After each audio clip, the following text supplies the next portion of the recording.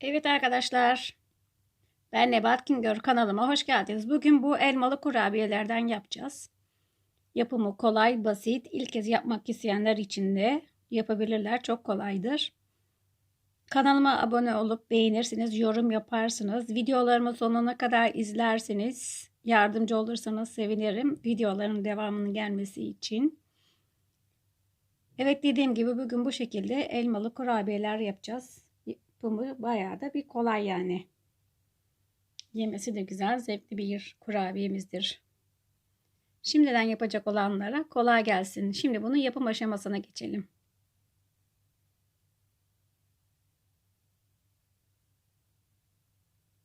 Evet arkadaşlar, ben elmaları rendeledim. 3 tane kadar elma ya da yapacağınız miktara göre de değişiyor.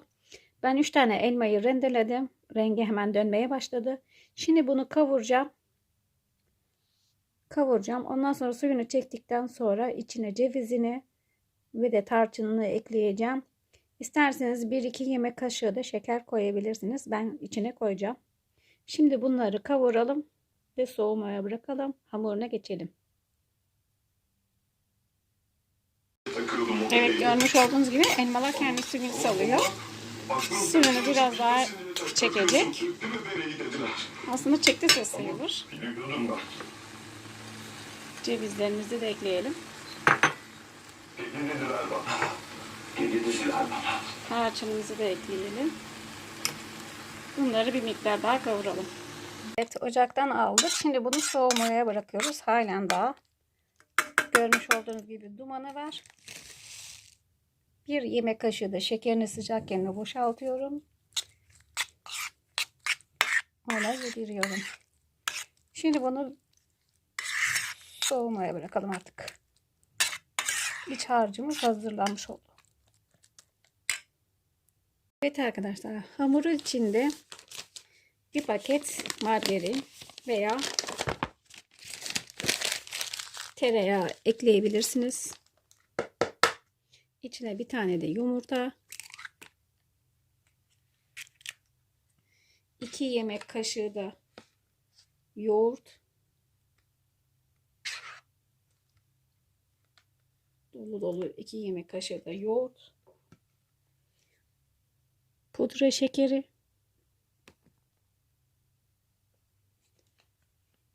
vanilya, kabartma tozu. Şimdi bunları bir güzel karıştıralım arkadaşlar. Pardon, içine sütümüzü de unuttuk. Çay bardağı büyüklüğüne göre değişiyor ama normal bir klasik bardak olursa ağzına kadar, böyle büyük bir bardak olursa hemen hemen 2 parmak kadar, 1 parmak kadar aşağı sütümüz.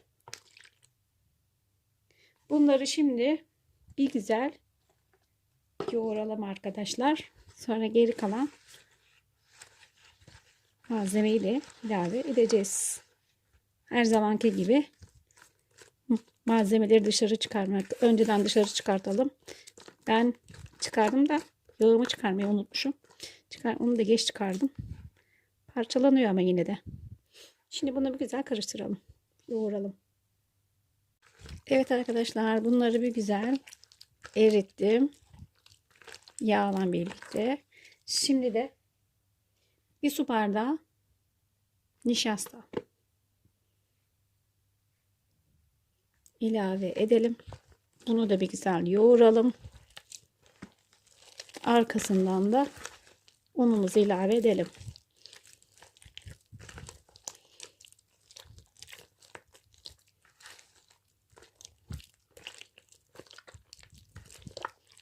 Bıcık bıcık bıcık sesler çıkıyor. Evet, istediğimiz kıvama geldi. Şimdi de ununu ilave ediyoruz. Unu şeyli koyalım arkadaşlar. Dikkatli ilave edelim. Yoğura yoğura. Burada 4 su bardağı ben un ayırdım. Kontrollü bir şekilde. Şöyle bir klasik bardak kadar unumuzu içine ilave ettim. Ben 4,5 su bardağı un ayırdım. Şimdi bu boşalttığım yere 4 tane koymuştum. Şimdi bunu bir güzel yedirelim. Duruma göre o yarım bardağı da ilave ederiz veya etmeyiz. Şimdi bunu bir hamur haline getirelim. Evet arkadaşlar, hamurumuz gördüğünüz gibi parçalanmayan çok güzel bir kıvam aldı. O yarım su bardağı onu da ilave ettim. Şimdi bunu yapacağımız boy ne kadarsa istiyorsak küçük veya büyük parçalara ayırıyoruz. Büyüklüğü size kalmış. Şimdi bunları tek tek ayıralım. Arkadaşlar şimdi yaptım burada tepsiye.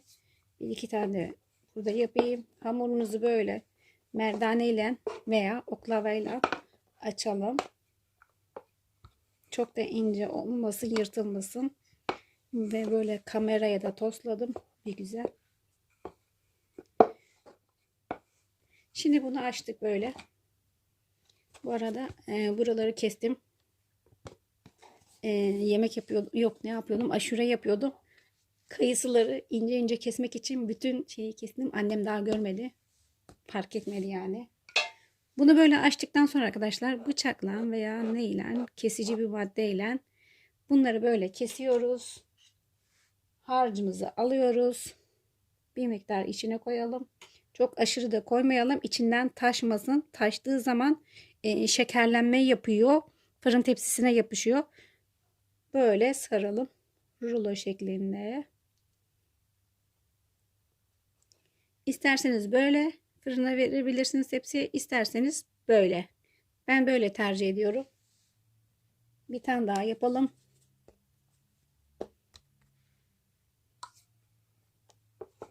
Kameraya yine topluyorum. Bu da cevizin deminki elma harcımız içine yapışmış.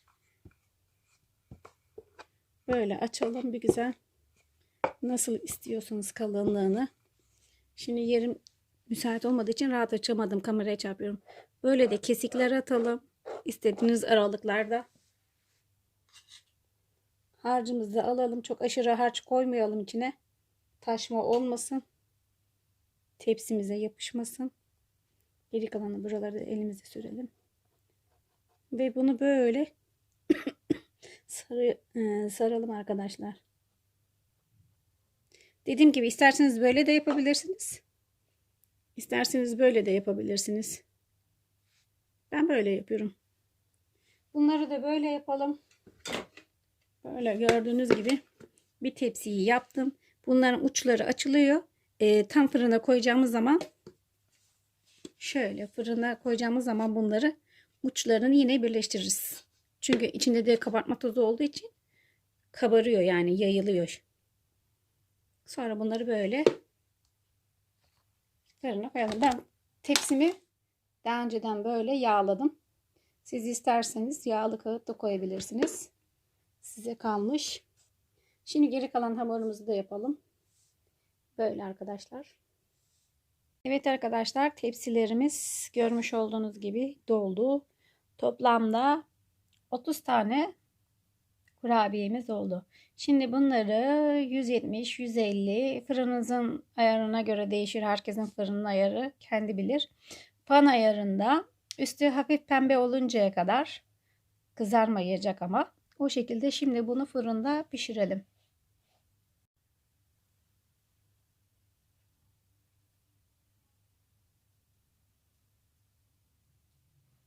Evet arkadaşlar, kurabiyelerimiz pişti. Şimdi bunların bu sıcaklığı iyicene gittikten sonra üzerine pudra şekeriyle servis yapacağız. Bir güzel pudra şekerini de çekecek.